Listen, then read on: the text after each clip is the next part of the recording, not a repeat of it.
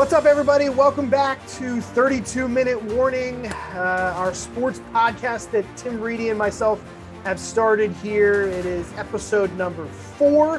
Excited to have you along. Again, if you're finding us on YouTube, please go ahead and subscribe, like the videos. Check out some of our other stuff, too, that we've had. A lot of our halftime interviews have been fantastic. Tim, we've got a special guest coming on here early in the podcast, but before we get to him, how are you feeling, and kind of where are we sitting in the sports world for yourself here as we get ready to go on episode number 4? Doing pretty good. I have to say the Penn State season hasn't quite turned out the way I thought it was going. Now there's a lot of talk about James Franklin, and that seems to rear its ugly head all the time. I was up at the game last week, and certainly you and I will talk about it later, but they played Michigan well, just couldn't push it over the goal line, so to speak. As far as the Cowboys, they are playing extremely well again. They had a couple of blips since we had the last podcast, at least that one against Denver. But surprisingly, the way the season started out, they lost that first game, lost one since that. They really got a legitimate shot, Chad, to take the NFC home advantage away. And how great would that be for Jerry Jones? That'd be great. Yeah, really. And we'll get into that too when our guest is not with us. But let's bring in our guest, as he is one of our regular cohorts here at Blue Ridge 11, where I work a lot of the times, and joins us on Sports Talk, on the broadcasts, some special editions of things. It is Eric May joining the podcast for the very first time, although be it we're early here in the run and just our 4th episode. Eric, thanks for coming on the podcast. We appreciate it. What are you looking forward to here as we're getting ready to talk a lot of football with you? Well, just trying to live up to the billing, and for one, and I had a chance to catch some of your earlier podcasts as well, just to kind of get a feel for, what you guys are doing. It's a great idea. Basically, what you need to do is have a round table, be sitting around a round table and talking sports. Like in person? Yeah. Well, sure. Yeah, well, right now we're in the age of Zoom, I so know. we can't quite get there. So this is the next best thing. But we're getting ready to bring you on early. We have never done this. We only ever bring our guests on for halftime. But I figured, since you know so much about local high school football, and we usually do talk about that here on the podcast, I figured let's bring Eric May on for more than just halftime. So we're going to head into the first quarter, and then we will get your thoughts, Tim's thoughts, and we'll have a good conversation. So here we go. First quarter coming at you. All right, here we go. We're going to put 32 minutes on the clock for the first quarter, guys. And we are going to talk high school football. And right now we're in the playoffs. We're in the District 3 playoffs. So as the clock will get started right now, Eric, we saw 3 of our local football teams get into the District 3 playoffs, and they had some tough matchups, and unfortunately all 3 of them lost. But Warwick, Manheim Central, and Cocalico, and Warwick had a pretty tough matchup against Governor Mifflin. Manheim Central was upset. Which one was more surprising to you, what Governor Mifflin did to Warwick or what happened to Manheim Central?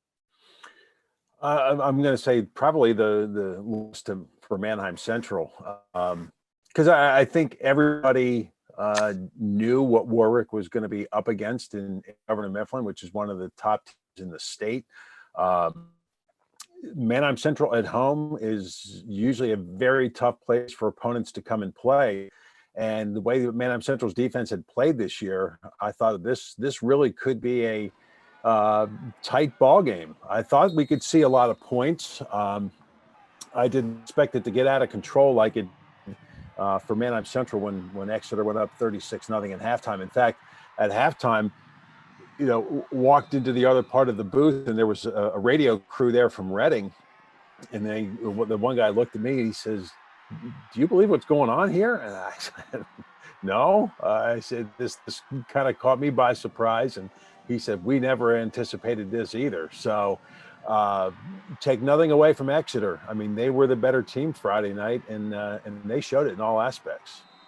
Yeah, Tim, you were doing stats for that game. I was up on camera, and it just kind of kept steamrolling out of control for Manheim Central. What were you impressed about with Exeter? Again, the ground game It was fantastic. Eric Nangle had like 230 yards, 303 touchdowns. I thought he could have had more, really, if they had to get more from him. What were your kind of recollections from that game?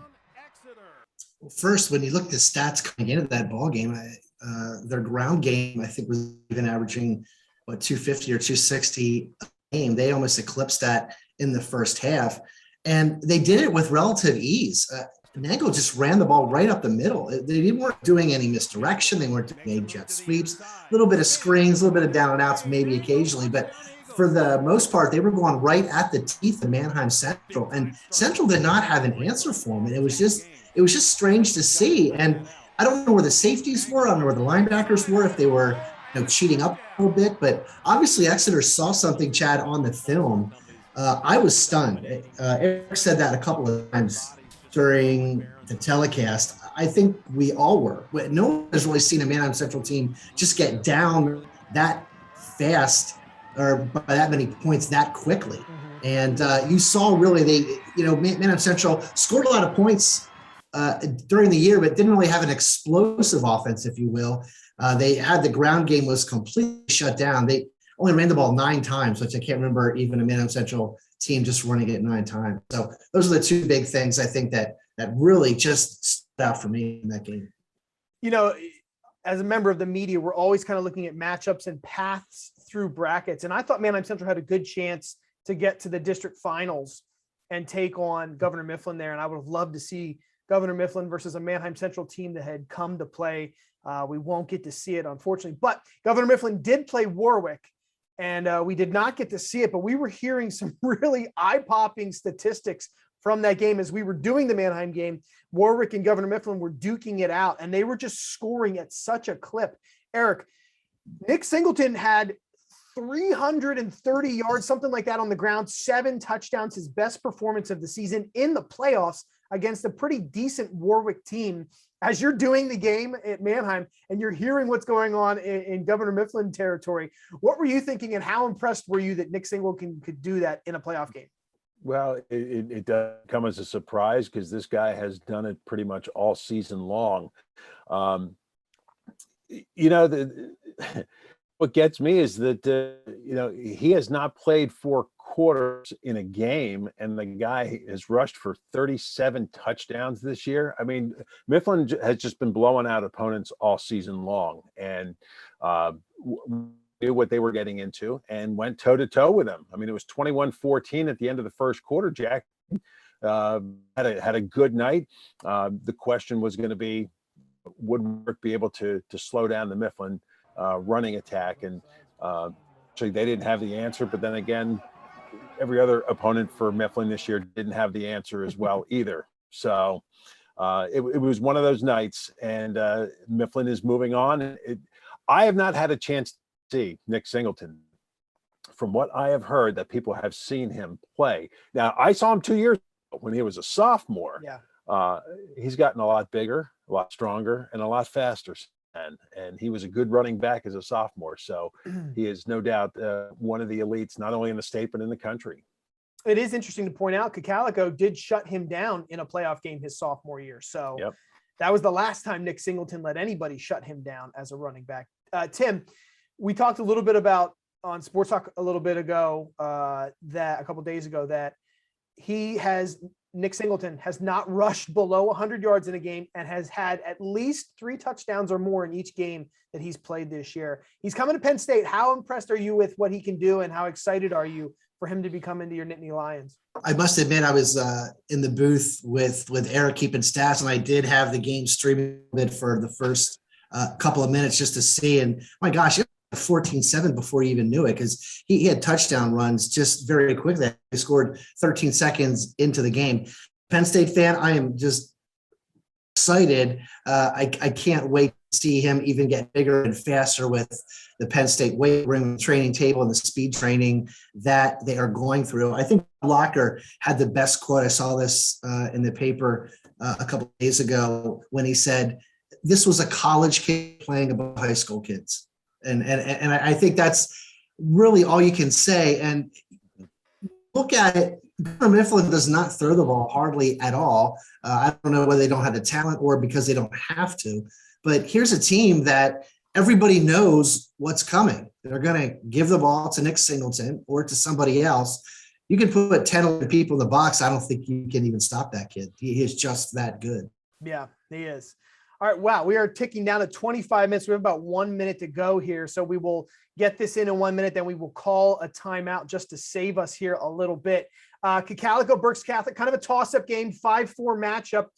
Cocalico is hanging in there, but then Berks Catholic at the end kind of runs away from them. Pun intended. Eric, bummed to see Cocalico's season come to an end. Were you hoping to maybe get to see them play McDevitt there in the next round?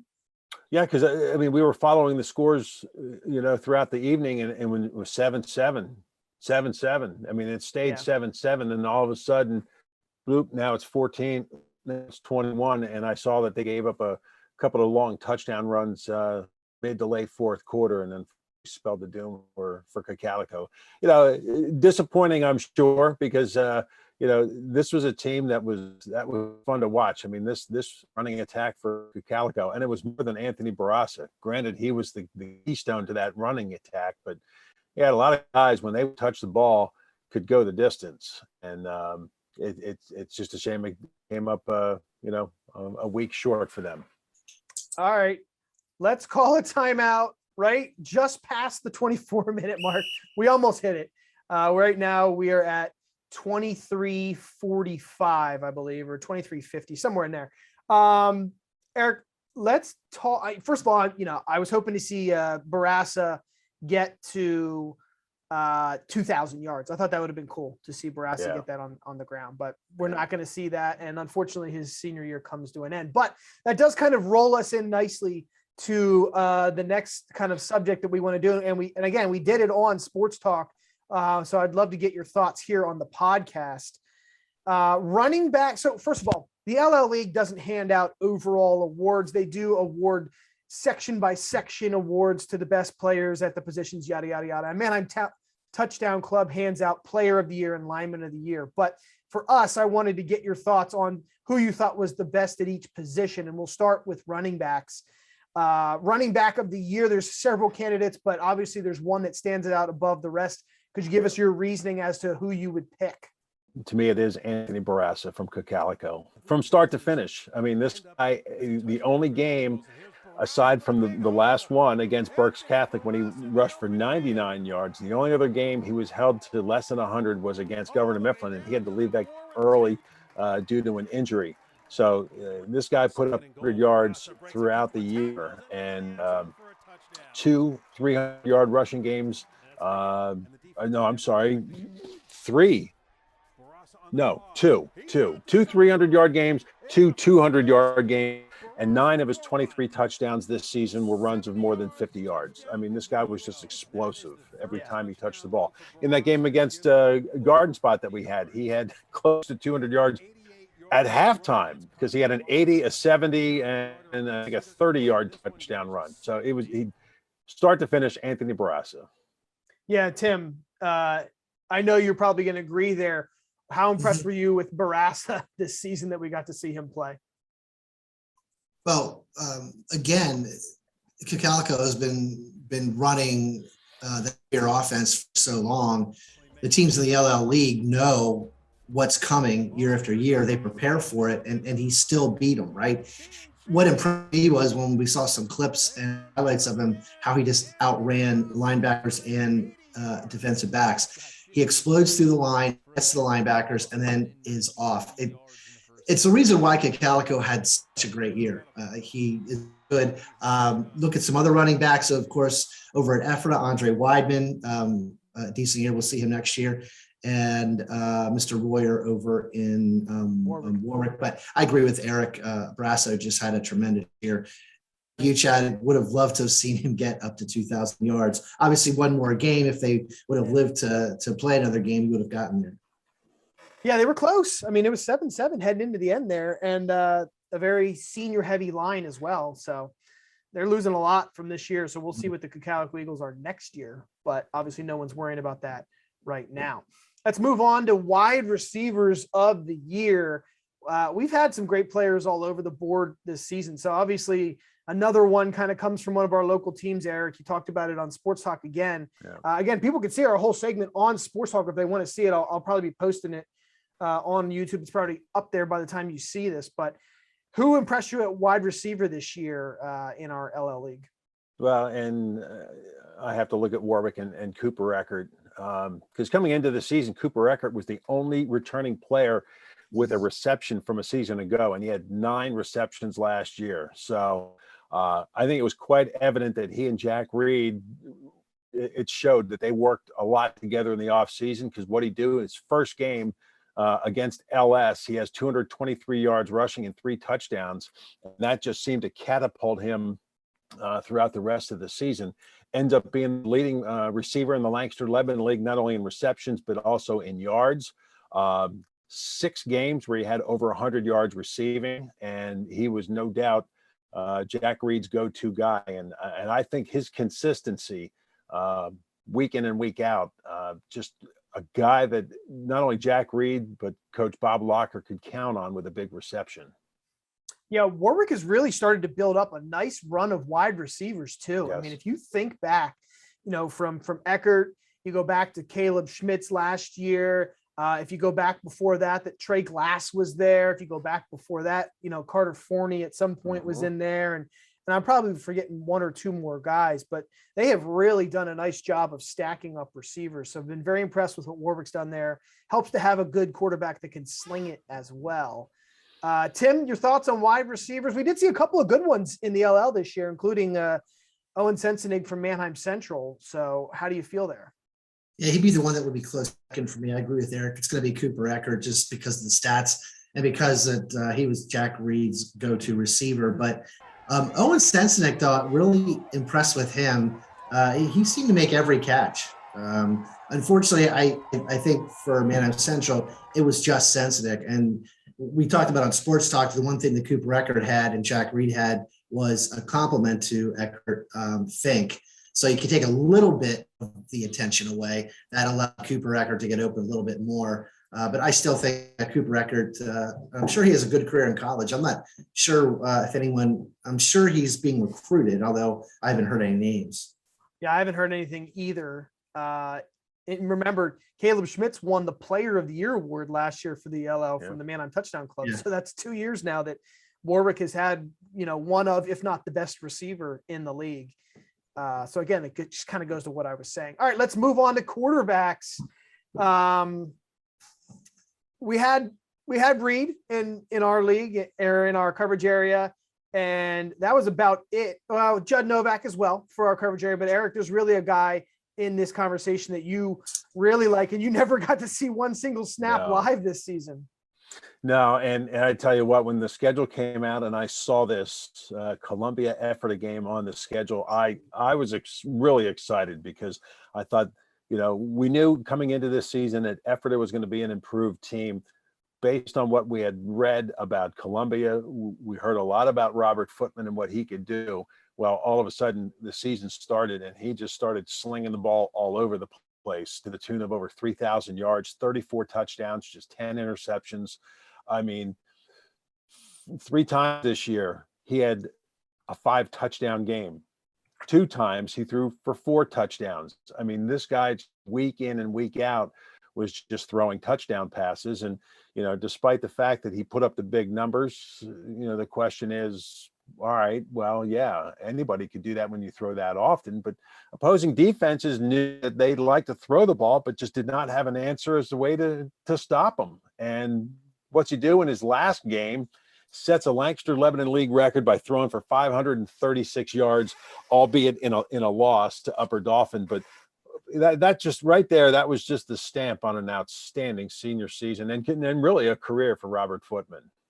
Yeah, their offense was pretty dynamic. It was a shame we didn't get to see that on Blue Ridge. Just that whole, the whole COVID changing schedule. That was a bummer. Tim, you're quarterback of the year nominee. Going to be disagree with Eric a little bit. Of course, the guy from Columbia that Eric just mentioned had a great season, obviously, with the stats. I just wonder if he's playing against better competition in Section 1 and Section 2 year in and year out, whether those numbers would be as gaudy as they are. So I'm going to go with Jack Reed out of Section 2. I just saw him at least 3 or 4 times this year. This guy is cool in the pocket, and he hits his receivers, and he throws a nice football, guys. So I'm going to go with Jack Reed. And Jack Reed's coming back next year. I'd have to think one of the higher rated QBs to return next season. So, like it's one of those things where had a great year this year, probably one of the better ones coming back. I'd have to think, right, Eric? I mean, I'm trying to think of who. Yeah, now he's going to have to hit the reset button because he's going to lose Cooper Eckert and Ryan Fink. So it's going to be an off season of building chemistry with some of the receivers that Warwick will be counting on next year. Cool. All right, here's a curveball for you guys that we have not covered yet. Always have a ton of great coaches in the LL League.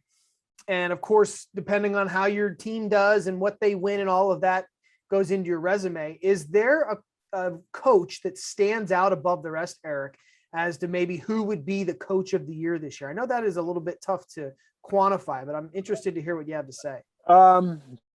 Yeah, I'm going to go with Coach Vic Ridenour at Lampeter Strasburg. This is a game that we had on the schedule for the first game of the year, but unfortunately, due to the weather conditions Friday night, it had to be postponed to Saturday, and we couldn't get a chance to do it. But this is a Lampeter Strasburg team that really was decimated by the graduation rate. Lost a ton of players. Did have some key people back. But I think the way that he rallied the troops, and he's following behind John Mannion, who was just built that LS program. I mean, year in and year out was a playoff contending team, and he decided, okay, now it's time to put my name to it. Didn't really change too much, but got the level of play up to what LS had experienced the last decade or so. So. Yeah, I think Coach Ridenour, I would say, would be Coach of the Year. I actually kind of like that. Yeah, it goes outside our coverage area, but again, we know exactly, what they bring. Tim, your thoughts on Coach of the Year?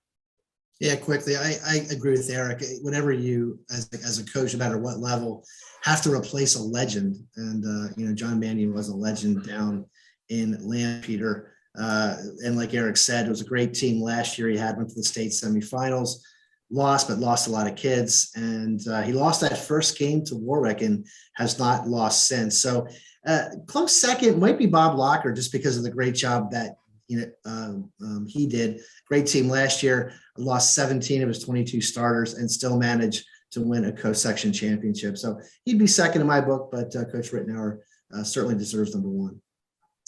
Perfect. All right. That'll wrap up the end of the year awards for LL football. It'll also wrap up the first quarter for us, as we are we spent some extra overtime. We had to pay some extra money to get some extra time out time there. 4 o'clock management. Nonetheless, love having those conversations. So we will bring Eric back for our halftime conversation, but right now we got to get on to the second quarter. All right, we are back for the second quarter. Said goodbye to Eric after some great high school football conversation. Look forward to catching up with him when we look back at 30 years of football coverage on Blue Ridge 11. He's seen a lot. Tim, you've seen most of that. I've only seen a small amount of that. So you guys have better perspective than I do. But we're going to get into the NFL now. We have really had some fun conversations about that. So I'm looking forward to continuing that on.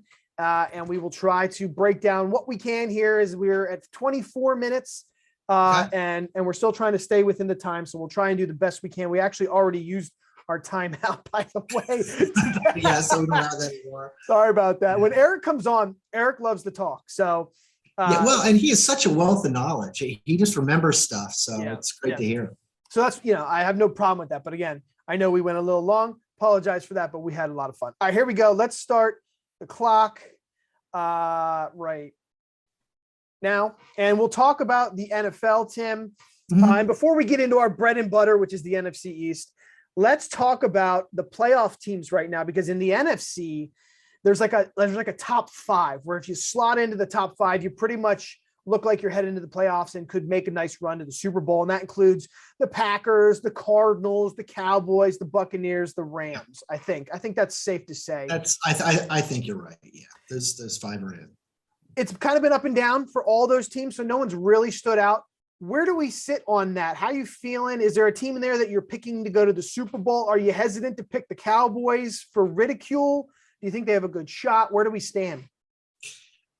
I think they have a good shot. Obviously we like them and I like them a lot and I've been following them all my life. I don't want to pick them. The game that bothered me was that Denver loss. I mean, that was just big. I know Prescott was hurt a little bit, Chad, but my gosh, I mean, he only threw 2 late touchdowns, only had 167 yards passing or something like that. Defense obviously did not play well. No. The Vikings are coming on right now, and that's a team. I know we sort of joked around about the Eagles, but they're 4-6. They've got a favorable schedule coming up. They could maybe sneak into the playoffs. The LA Rams, I thought, were a good team until they lost on that Monday night game. Yeah. The 49ers. Last week. Yeah. And the 49ers, an interesting team. They could sort of start turning things around. Look at the Saints. They're really doing well. They've got a lot of quarterback issues. Cam Newton came back to Carolina. Who would have thought that, So I think you're right. There's the top 5 that I think are solidified. Yeah. And remember, the playoffs expand to 7 this year. So, two other teams. I think if I had to give 2 right now, I'd probably say the Vikings and I'm going to pick, I'm going to pick the 49ers just because I think they have the most talent of the teams that can make it. But, Chad, I'll let you comment now, but there is a clear top 5 and then top off, isn't there? Well, and it's interesting. If you say the 49ers get in, then you get Cardinals, Rams, 49ers. That's 3 from that NFC West. So that does show you how tough and how good of teams there are out there. And the Seahawks could certainly challenge too. One of those teams, if not 2, will be left out. It's interesting, depending on the health of all 5 of those teams, any one could go to the Super Bowl. I mean, you got Tom Brady with the Bucks. They're kind of struggling, but if they get healthy and Tom Brady goes back to Tom Brady, they could head back. You got Aaron Rodgers and the Packers, and you could see Aaron Rodgers with a bunch of nobodies at receivers, still a good team. Oh my gosh. Right? So imagine if he's got everybody healthy, they could make a nice run. And if they have the number 1 seed, then the playoffs go through Lambeau. Which is a tough place to play. You bring up a great point. It's so hard for a team like Tampa, for a team like Dallas, those Southern teams, the Arizonas of the world, the LA, to go to Lambeau almost at the end of January now because of that extra week, if that's where the NFC Championship would go to. And you just, sort of wonder how big is that Packer loss to the Chiefs going to be with the Aaron Rodgers COVID thing. We're not going to get into that, but he wasn't in the game, obviously, and Jordan Love did not look good. So wanting for that. So Rams, Rams get the defense rolling, the offense back on track. It looks like Matt Stafford forgot how to play football there for a while. Take it back on track. If Kyler Murray and the offense is cruising like they were early in the season, they could go to the Super Bowl. Like I said, and then the Cowboys, if Dak is playing like a league MVP and the defense, remember we said at the beginning of this podcast, if the defense goes from worst in the league, where we at? Worst in the league to just middle of the pack. They're like top 10 defense right now. Isn't Michael Parsons great? Oh my gosh. So, so if they're playing complimentary football, then they could go to the Super Bowl. So I'm not going to make a pick because it's tough with those 5, but I think it is those 5 and then the rest kind of challenging on. I have said that I do think the Eagles have a decent shot at getting into the playoffs, which we can. Chad, I just got to, I can't believe you think they're going to win 9 games. I do you honestly believe that? Man, I know you're smiling. Are you just trying to drum up support or drum up viewership? I hope it earns me. You cannot believe that. I hope it earns me some brownie points in Philly. Look, so when I look at their schedule, all right, their schedule to end the season is so stinking easy. Alabama, could beat the Giants, the Jets, Washington, the Giants, and Washington. 1, 2, 3, 4, 5. That's Alabama could win 5 games at the end of the Eagles schedule. All right. So yes, I do think they can win some of those games. So what, for them to go 9-8, they have to be 5-2 the rest of the way. You would think that one of those losses is going to be Dallas. I do think, unless Dallas is sitting because they have the And division, they're going to sit everybody, right? right. But And if they play a healthy and motivated Cowboys team in Week 18, I do not think they're beating the Cowboys. But who knows at that point? You know. But if Dallas is way ahead and they got top seed regardless, they may rest some players. So if they beat the division and the Jets and lose to the Saints and the Cowboys, then they're 9-8. You know. Yeah. We'll see. I can't see them going 4-0 against the Giants and the Redskins. Well, we'll see. We'll see. We'll All right, so let's talk We'll about make Dallas. a side bet. Look, we need to make a side bet here because you need to put your money where your mouth is, buddy. If you really think the Eagles are going to go 9-8, all right? Okay, what is it? Well, we're just going to bet dinner, all right? Okay. Dinner of the other guy's choice. Yes. All right. Let's do it. Let's Okay. do it. I think they will be above 500. So that's 9-8. Yeah. And you think they will be below 500? Yeah. You cannot believe that, but that's okay. I'm going to be eating dinner All right. So Dallas. on your dime. Dallas. They look good. Now, granted, the Denver thing was bad, but I didn't get to see it. I listened. How about this for torture? We were driving back from Western PA on the Turnpike, Mm-hmm. and I couldn't watch the Cowboys game, but it was Denver. I'm like, dude, we're playing so good. I don't have to watch it. They're going to crush them. I turn it on the radio on my Sirius XM radio. And they're losing. I don't know what they were losing, but they're losing. And I'm like, all right, it doesn't sound great. I had to listen to that crap fest the whole way across the PA Turnpike, which sucks to drive anyway.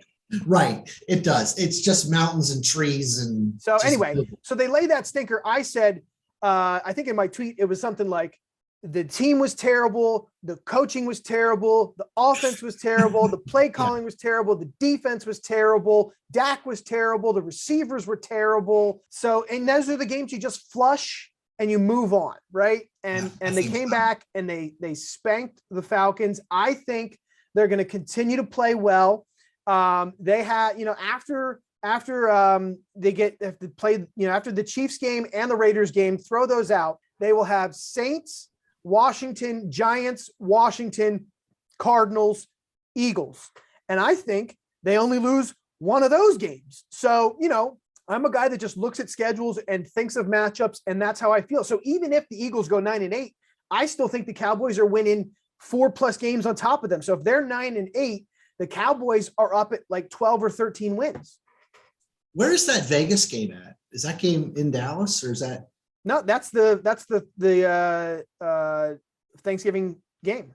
Oh, is it? That's Thanksgiving game. Yeah, which is when this podcast will be debuting. So at this point, by the time this is coming out, they will be playing this game on Thanksgiving. But yeah, I think they could beat the Raiders at home for sure. So you're saying take out the Chiefs, which we're not going to know. We won't know. Yeah. When this podcast airs, they're only going to lose one of those games. So they're either going to lose to Vegas or Saints. Let's just put one loss there, maybe none. Yeah. And then, if the Cardinals are playing all right, that's in Jerry world. But, you could lose that game. That's only 2 more losses on top of your 2 that you have now. So that's 4 losses. So what is that? That is 13-4. Yeah. The other game that might scare me a little bit is the game in Washington, but just because they traditionally don't play well up there. That's fine. Other than that still got some at what? 11-5? 12-5. 12-5. Yeah. I mean, that's if you would say at the beginning of the season, Cowboys 12-5, you would have run and put money on that. Right? Sign me up. Yeah. And I did put money on that for the Cowboys to win the division, by the way. Did you really? Nice. I remember we had that conversation. I said they were favored. I put $5 to win 6. So I hope you win that bet because you're going to lose the bet with the Eagles. That way you have at least $11, right? Oh my God. I don't know. We'll see. Yeah. You're going to, we'll see. I don't know. I'm kind of like giddy inside to be right, but I also don't want the Eagles to win. And I think it screws up their draft pick too, Yeah. like, so that's on them. If they screw up their draft pick, that's on them. All right. We have shot past our time. I don't care. We're going to keep going. We're down to 13 minutes. We were talking to Eagles. We talked about their stretch. Don't have to worry about them anymore. AFC playoff picture now. Okay. So there's a couple of teams haven't separated themselves as much as the NFC, but the Titans definitely look great. The Bills, Ravens, Chiefs, and the Patriots now back in the playoff picture. How do you feel about those teams? And can the Titans really continue this without Derrick Henry, or will one of those teams kind of catch them? It's just hard to believe that Tannehill is still the quarterback, still running that team. Look, the thing about Tennessee is they're just such a physical football team. I mean, obviously, without Derrick Henry, that's going to hurt. But I believe that you get a good running back there to run through that line.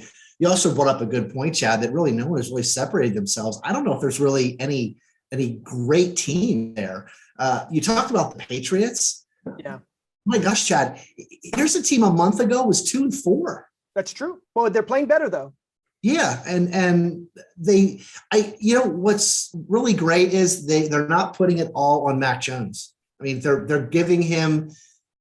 He was 19 to 23 in the game this past Sunday of the week that we're now taping this podcast when they beat the Browns, and it was quick throws. He only threw, I think, 19 to 23 for 200 and some yards. So they're giving him, and again, Bill Belichick with those defenses, he's just a genius, and the way they are playing. So that's a good team. Steelers just up and down. I can't quite figure them out. The Browns, no. The Bengals, I can't figure them out either. Yeah, so I think those teams. I like the Titans. Chiefs are coming on. Chiefs scare me a little bit. They made a they're always there. Yeah. And then Bills, if Josh Allen and them get things figured out, they're a good team too. But I mean, seriously, Chad, if you're the Bills and Josh Allen, how do you go down to Jacksonville and lose that game? Yeah, I mean, same like Penn State losing to Illinois. I know. Yeah.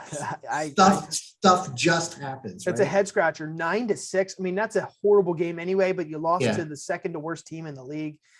I don't know. I at the beginning of the year, I thought maybe we would get Bills and Cowboys just for nostalgia. Now I kind of want Cowboys and Chiefs, because I think that would be fun.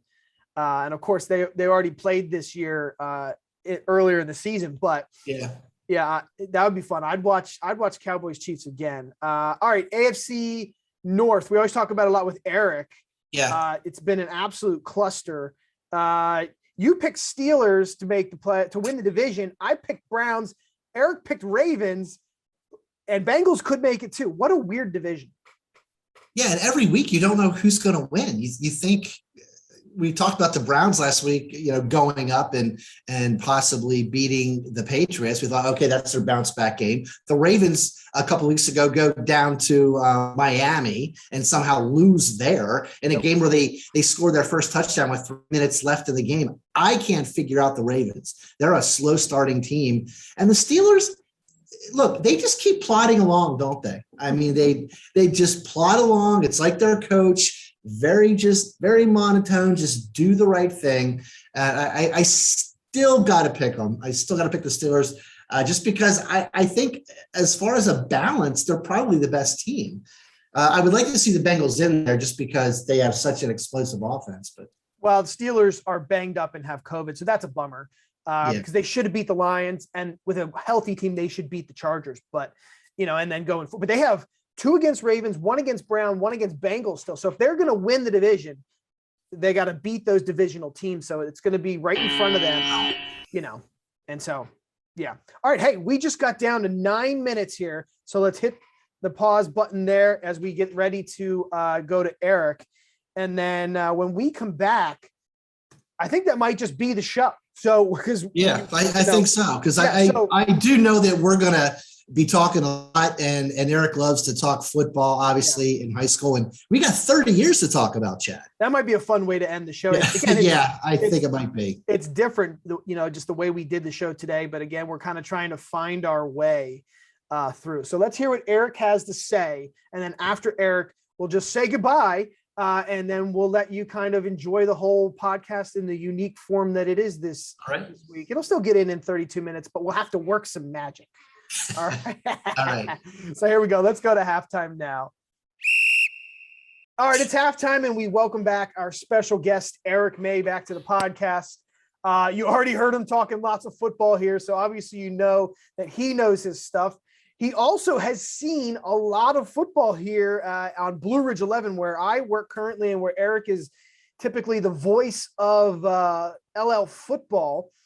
And we at Blue Ridge, we're celebrating our 30th year of covering high school football, Eric. And you've been there since pretty much day one, from what I've been told, since what, 92? How accurate is that? And what do you remember from the early days? Boy, I tell you, I know it's been a while. When I look at a roster and I call a name, I'm thinking, geez, that's a familiar name. Oh yeah, I called when his dad played. So I've seen now fathers and sons over this span of time, which is a lot of fun. It really is. I mean, it's hard to believe it's been 30 years, and I look back at some of the games, and just the quality of the footage, and the way technology has just made things so much clearer has been outstanding. And of course, the success of the teams in this area over that 30-year span, we couldn't have been here and locked in at a better time as far as football, in the Lancaster Lebanon League. So from the records that I saw here, the earliest video we have is October 3rd, 1992, when Manheim Central went to Warwick and played. Do you remember that game? And what is special about that game? Wow, it was the first night game at Warwick. And when I looked at the tape, I mean, the place was packed. People lined up around the end zones, 3-4 deep. I mean, this was a huge event because more and more schools had started to get lights. I don't know if people in Lidditz ever thought that Warwick would have lights, but it was the main event, and it was just so much fun to be there for that night. So when did they play games then? Before that? It used to be Saturday afternoons. Yep. Saturday afternoons, 2:00. Wow. Yep. And so you grew up Manheim Township, and Tim, you grew up in Lidditz. So do you remember, Tim, going to those Saturday games? Was that a thing? Was that like everybody went on Saturday, or was it underattended? How was that? Everybody went to Saturday games. And in fact, everybody thought Saturday football meant high school football. Remember, when you go back to like the 80s and early 90s, you didn't have a lot of college games on there. ESPN was just getting started. Okay. So people just went to the Saturday afternoon football game. It was just a rite of passage. And I agree with Eric. I don't think people ever thought that Warwick would get lights because they didn't want to change. I mean, that was really the big thing. And it wasn't the school district that actually paid for it, Eric. Remember, it was a bunch of parents that actually got together to raise funds that actually erected everything. So it was not the school, but yeah, it was just weird. I don't know if I was at the first game, although I remember seeing the footage of that first game, Eric, and you and John Whitwer, who were on the broadcast, you were broadcasting on the other side where we generally now, because that was where the press box used to be. It was a lot smaller. Yeah, I do remember that. Yeah, and back then, Friday night, if you played a Friday night game, that was kind of special because everybody played on Saturday. So, now it's just the opposite. Boy, if you play on a Saturday, that's not the norm anymore. Yeah, it's interesting because from my perspective, growing up, middle of the 90s is when I hit high school, and we just always had games on Friday night. So I don't know a time where there wasn't Friday night football. I can't tell you, other than playing Harrisburg or Bishop McDevitt, on the road, we never had a Saturday game. So for me, that would be so weird. But for you guys, it sounds like it was very normal. Yeah, it was. It was. Okay. And it was a treat for, for a Friday night game. So was Warwick one of the first in our coverage area to get lights, or who would have stood out as one of the first high schools to have lights? Well, Ephrata had lights. Yeah. Ephrata. Yeah, I think Warwick was one of the last ones, weren't they, Eric? Could be. I mean, Okay. Manheim Central did, I believe. yeah. Awesome. Yeah. Well, I'm glad you brought up Manheim Central, Tim, because Eric, you got to cover, like you kind of alluded to, but didn't go into great detail, one of the best runs in the history of high school football. And it was right here in our area, in your guys' area. I mean, I'm from Dauphin County, so I didn't get to see a whole lot of it, but Manheim Central was on absolute fire from 1992 to 2001, where they were winning district titles every year. Now, it does kind of date back a tiny bit to like the late 80s, early 90s for them, but in consecutive 10 years in a row, 92 to 01, they were just winning District 3 title after District. Eric, what do you remember about how that started? And then once that train was rolling, was there a different feeling? There had to have been.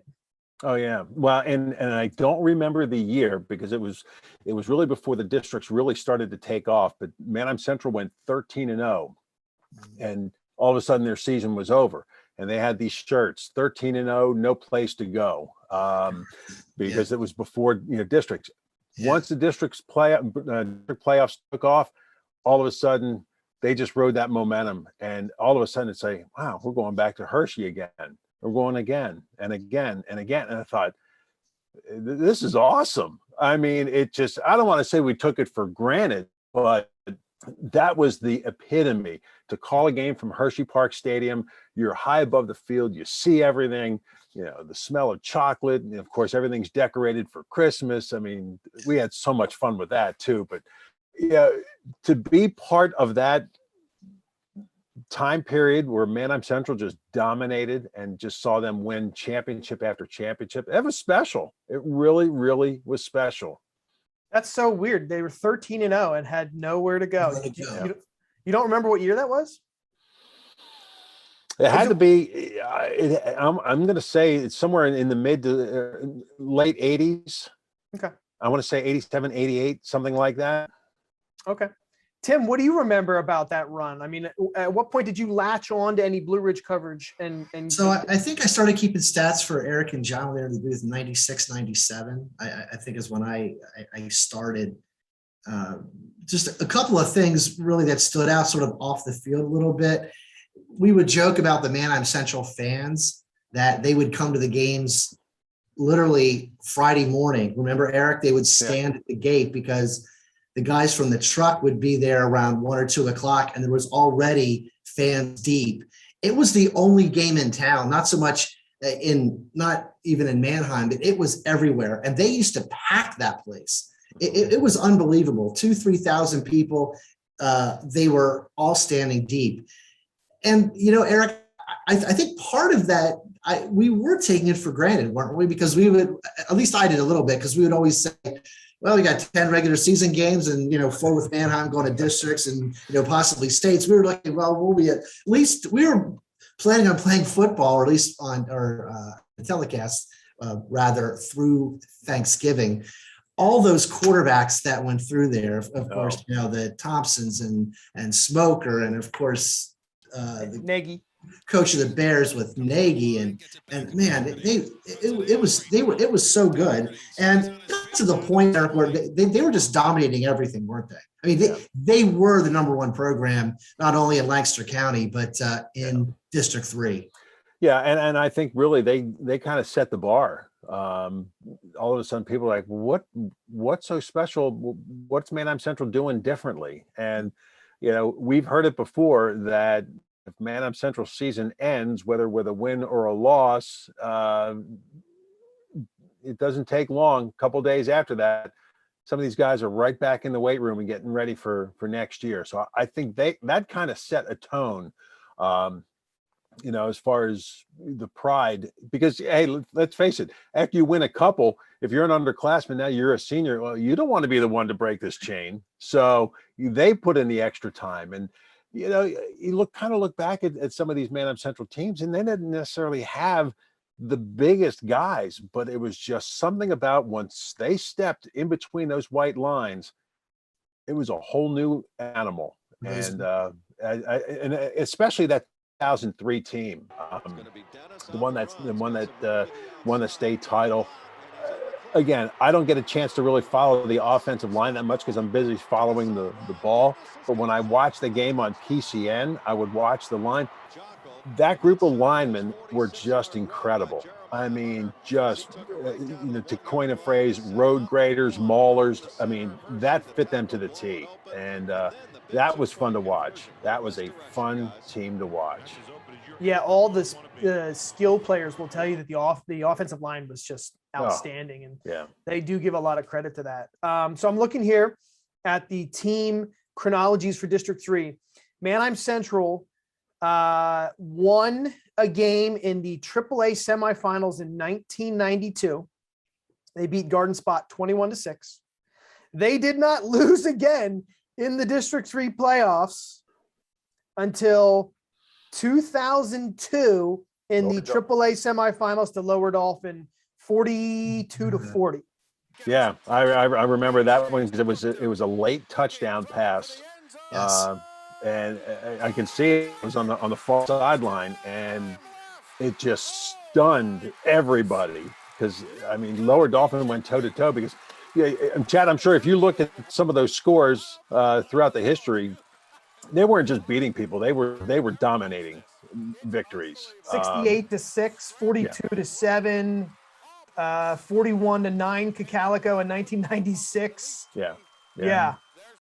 So all of a sudden now here's the Lower Dolphin team that plays 4 quarters and ends up coming up with a win. But after that, they hit the reset and went right back at it again. Well, it's funny you say that. Yeah, 2003 was the state title game. They did play Lower Dolphin that year, and in the AAA championship game. Any guess at what the score was? Wasn't pretty.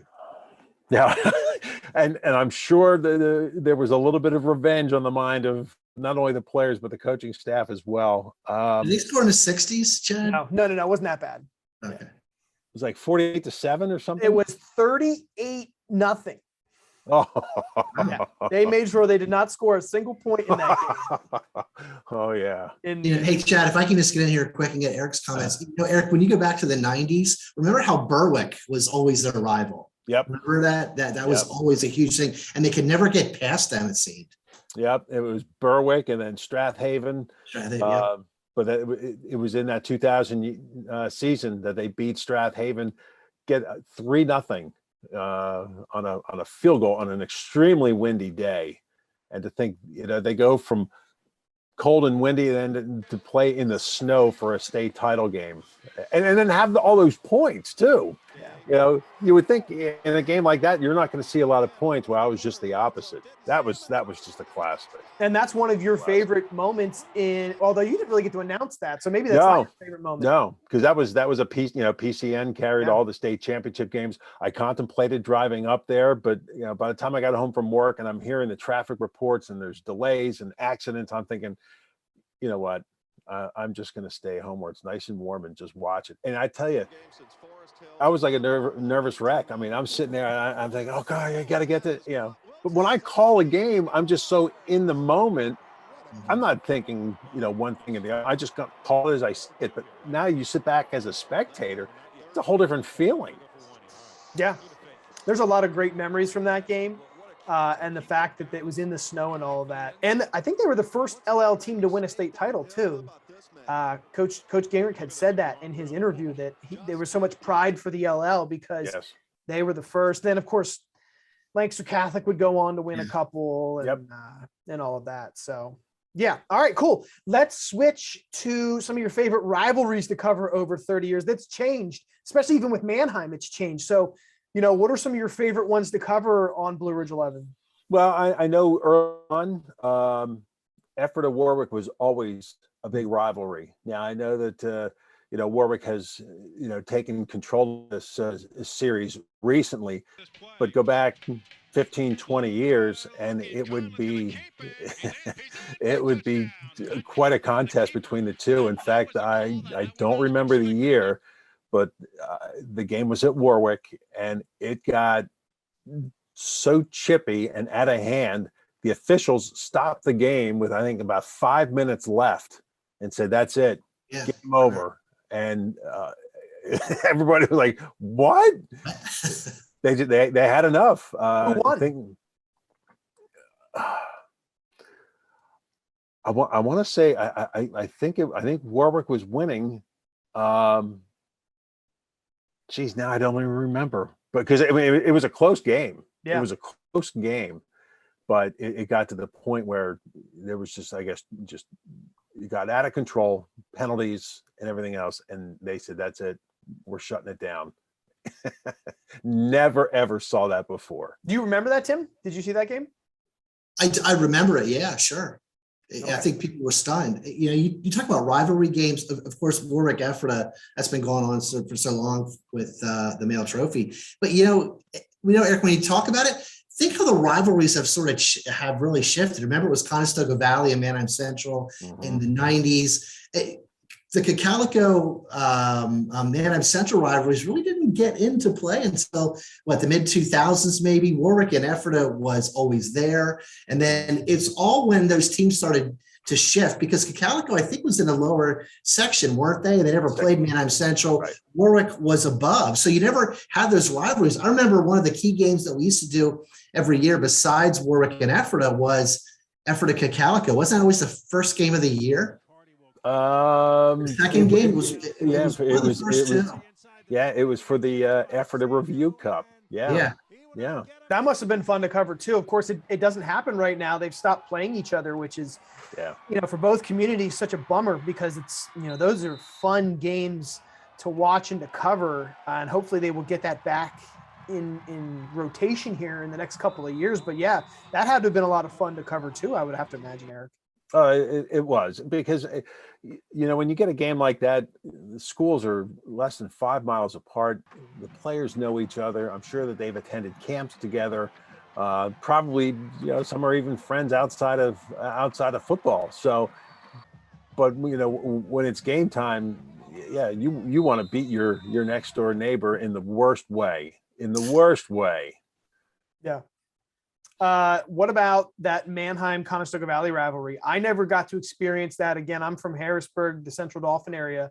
So we had our own rivalries. The Cumberland Valley Central Dauphin rivalry was very heated. I'd have to imagine that's how the Conestoga Valley Manheim Central rivalry was, especially knowing that it was Mike Williams and Jim Cantafio, two electric coaches. Yeah. Well, and again, you go back to the early part of the 90s when CV went to a state playoff game, and they were the cream of the crop of the Lancaster Lebanon League for that time period. Well, then all of a sudden, now Manheim Central started coming on the scene, and all of a sudden now you got two teams, vying for that top spot. You got the coaches going at it, verbally, in the newspapers, and then when it's game time, the jawing back and forth. So that just intensified, that rivalry.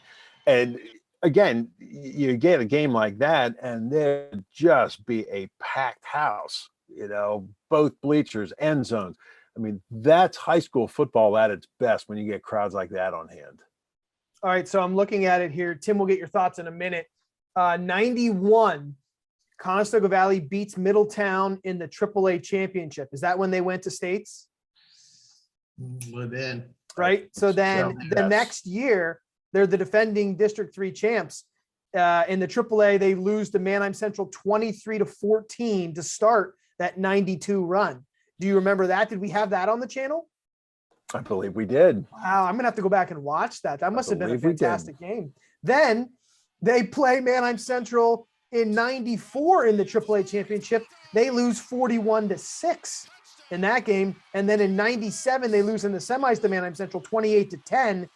And then in 2000, kind of at the end of the run there for CV, they did it again. Boy, that must have been just wild to be an observer and a commentator to kind of know both sides and see what was going on there. Well, Well, and I think Eric, they were in the same section, right? So this has been the second meeting usually in the district. Oh. That made Yeah. even the play up even a lot Yeah. bigger. Yeah. And let's face it, I'm sure that when these two teams met, I'm sure both head coaches say, all right, we're not going to just win this game. We're going to win it in decisive fashion. Yeah. And the thing is, both Mike Williams and Jim Cantafio will be very open about it. They're saying, yeah, we wanted to just annihilate each other, but now they can laugh about it and carry on and get along. That was not the case when these two teams were at this peak of the rivalry. They just did not like each other. Yeah. So Conestoga Valley won the Section 2 title in 91. And then Manheim won it the next 5 years. And then in 97, Conestoga Valley shared it with Cedar Crest. Then Manheim won it a bunch of times there on out. So, yeah, I could see how it would be, the second meeting also in the playoffs would be very contentious. Any other real quick rivalries that we should touch on before we move on to another topic? Well, like Tim said, I think, most recently with Manheim Central and Cocalico, and I think it really intensified once Dave Gingrich got that first win against him.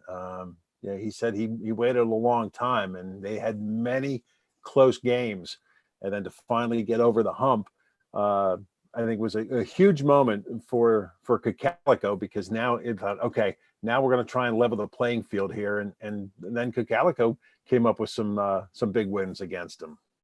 Still haven't beaten him in the playoffs though. That's such a bummer. That's incredible. Yeah, like 0-8 now or something like that. Yeah, somewhere in that range. Yeah. Yeah. All right, cool. Favorite teams. You can just hit a couple here, favorite teams to kind of cover. Obviously, I'm assuming Manheim has to be on there. To pick out one during that. No, I mean any teams, years, coaches in that, what did you enjoy? What team? I think that no doubt that 2003 season was just a magical one. There's no ifs, ands, or buts about it. I think what we saw out of Warwick last season was a magical team, and the sad thing is they never got that chance to play Mifflin. Everybody was looking forward to it, and you know what, win or lose, just to be able to play that game, because I think that would have drawn a huge crowd for that contest, and not to be able to play it at all, I think is it's sad. It's disappointing, but it is what it is. And then the Cocalico team that went to the state semis a couple of years ago, 2019. Oh, man, that team was so much fun to watch. I mean, offensively, defensively, the way they would swarm to the ball. I mean, that was just a very entertaining ball club. Tim, Eric, you're forgetting the biggest game that you and I did. Well, yeah, okay. As far as a game is concerned, he was talking teams. Let's hear it. Right. Yeah. Yeah, but all right. Now we want to get to the game. Oh yeah, there's no doubt that game between Cocalico and Bishop McDevitt, played at Elko, is one that will forever be etched in my memory. It's just to see we're in the press box and the crowd's coming in, and it's just a stream of headlights, and Tim and I are like, hey, it's Field of Dreams, and just the way the game ended, Cocalico getting the game-winning touchdown on a pass. Yeah. And then to see Bishop McDevitt go down the field thinking, oh my God, they're gonna come up with a game-winning, touchdown late. And this was a McDevitt team that was just loaded with talent. Wasn't it Rakai Nelson? Was the big wide receiver? Went to Notre Dame, I believe. Yeah, Jordan Scott was the QB. And that last drive, Scott scrambling, and he's making plays left and right. Cocalico's trying to chase him down, and I'm thinking, oh my goodness, how is this going to end? And Cocalico comes up with the win. That locker room, because I went down to congratulate Coach Kaufman and the players, and you would have thought they had won the Super Bowl, because here's Cocalico going up against the Mid-Penn powerhouse to come up with a win. Yeah. It wasn't even the finals. It was the 94 AA semis. Yeah. Which is wild. They could have had a letdown game the next week against Juniata, but they didn't. they won the championship. Yeah. And then of course McDevitt comes back classic. and thumps them the next year Well. in the championship. You had mentioned some of those favorite teams and 2019 Cacalico's squad. Noah Palm was on that team. He's probably one of the favorites that I've ever gotten to cover in my brief broadcasting career. Do you have a few favorite players? I'm sure Boker's on there. Yeah. Yeah. Oh gosh. And here's the other thing too. Not only the teams, that we had a chance to see, but some of the talent, and guys that went on to, to play at the next level, Smoker and one guy that just, because I think really Jeff Smoker was kind of set the tone for all of a sudden, seeing a freshman quarterback and maybe a sophomore quarterback coming in and playing extremely well, that other schools are going to try and find that and groom a young guy that they can, move through the system. I think Evan Simon just looked like a quarterback. I mean, just his drop back and his style and his delivery. Then you had a guy like Dakota Royer, offensively and defensively, Zimmerman. I mean, these guys were just incredible athletes. And then you talk about Noah Palm, and I wrote down some names. Let's hear them. Let's see, Austin Hartman. Another guy that the guy would carry the ball 30 to 35 times a game, and like he never got tired. He would just keep going and going and going. And a guy that I really enjoyed watching was Kyle Fisher. This guy was so fast, and his stride was incredible. You're thinking, all right, he's back for a kickoff. All he needs is a slight opening. He gets that opening, nobody's going to catch him. And you would see the pursuit, and all of a sudden he'd look and say, all right, time to throw it into overdrive, and whoosh, gone. I mean, nobody was close to him. So much fun to watch. And then obviously the last couple of years with Warwick and the success that they've had with, McCracken and Reed and Glass and Schmitz and Forney. I mean, the list goes on. And I'm obviously leaving out some defensive players too, but and then Andre Wideman, we get another year for him. He's going to be, it's going to be fun to see what he can do next year to cap off his career at Ephrata. So, again, just blessed to see this much talent over a 30-year period, and I'm missing out on so many more. But yeah. Tim, do you have a favorite in there? One or two?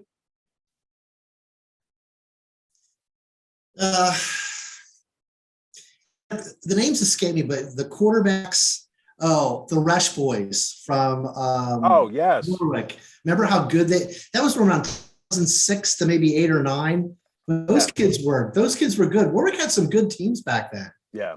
Around the middle 2000. John Resch, Eric Resch. Yeah. And the thing about John Resch, he was not a big kid, but I tell you what, he would stand in the pocket and he would take hit after hit, and he just kept getting up, and he just refused to give in, and just tough as nails. And Eric Resch, I remember the one year they were to play Ephrata on Friday night at Ephrata, but there was a thunderstorm and lightning and everything else, so the game got postponed to Saturday. It was so stinking hot and humid. Eric Resch just carried the ball like there was no tomorrow. I drive by Warwick High School Sunday afternoon. He's out there playing tennis. You just played an exhausting game the day before, and he's out running around and hitting a tennis ball the day after a game. Those two brothers, just motors that wouldn't quit. Chad, if I could just jump in here, one thing that we're talking about the players and teams and stuff, and Eric, the transformation that we've seen of stadiums over the years. Manheim Central was really the first one to get turf. And up until that, everyone's like, oh, you can't have turf. It's going to cause injuries. There was a huge deal about that. Now, if you don't have a turf field, it's like, what? You don't have a turf field? But remember all those years in the rain and the mud and the snow, and you couldn't see the lines on the field. Yeah, yeah. It made it a little trying. They had the yard markers, but then players walking up and down the sidelines, they'd kick them over, and all of a sudden, okay, you go from the 10, all of a sudden, there's the 40, but all right, where's the 30? Yeah, it could make for an interesting time, no doubt about it. Well, the only one left is Cocalico in our area as a Yeah. grass field now. Yeah, yeah. Garden Spot did an outstanding job with their facility.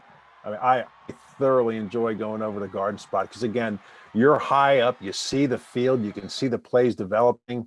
Just don't want to catch them on the day that they wear the camo uniforms where it's hard to read the numbers, but understand why they do it, and I'm not going to argue that point. All right. Well, that was a great combo, Eric. That's why we wanted to have you on, because you have seen 3 decades of LL football.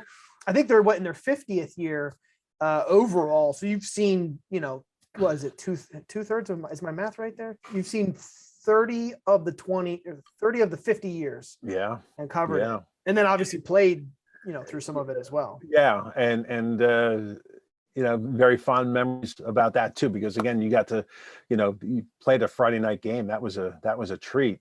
And, I remember getting to play at Reading Municipal Stadium, playing on the baseball field, and played against Muhlenberg. And that was fun. That was fun. But now, here it's the 50th year, and it's the last year, because next year it's going to be the merger with the Berks County League. And, at first I was kind of like, I don't think this is a good idea. But once they broke down the sections, it really does even out. And I think, you know what, this could be a lot of fun. And I think we're going to see some really, really good football, starting in 2022 with this new merger. I know we're all excited and we're coming around to the concept. I will point out this year, had it been Berks and LL, Wilson won Section 1. Mm-hmm. Exeter was pretty good. Governor Mifflin was pretty good. One of those teams may have won Section 2. Mm-hmm. Conrad Weiser, Daniel Boone, pretty good. Might have had a shot in Section 3.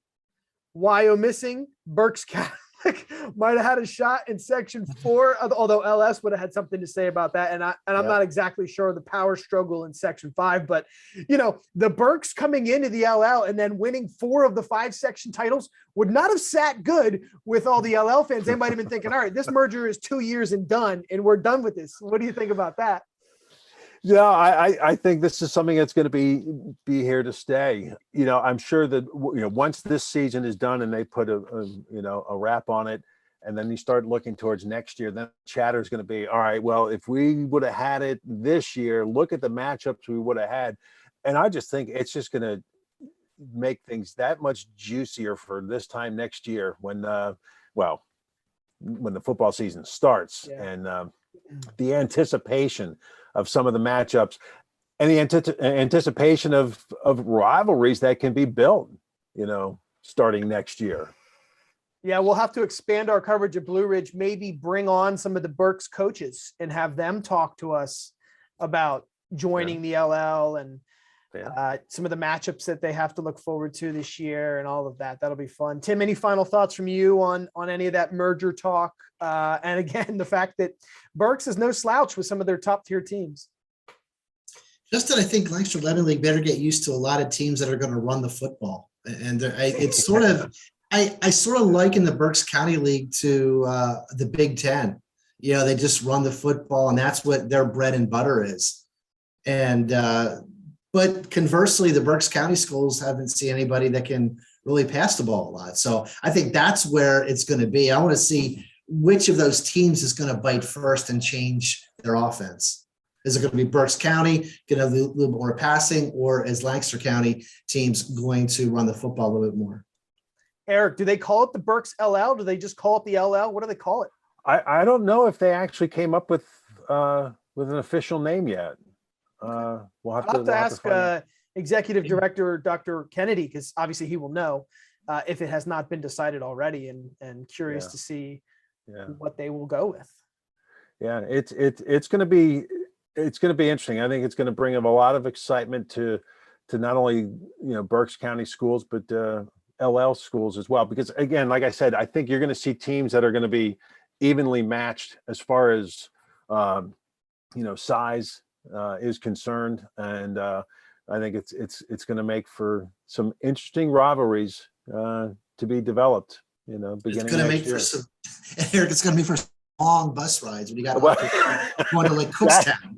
Yeah, that too. Yes. Awesome. Well, Eric, thank you so much. We knew we had the right guy to come on here and talk to us about football. We've got high school football and we got 30 years of LL football history all on the podcast. Look forward to everybody hearing that. I can't thank you enough. Well, thanks. I appreciate you having me on, and you guys keep up the good work with the podcast. They're entertaining. I like it. Thanks. Yeah, we'll try and see where it takes us.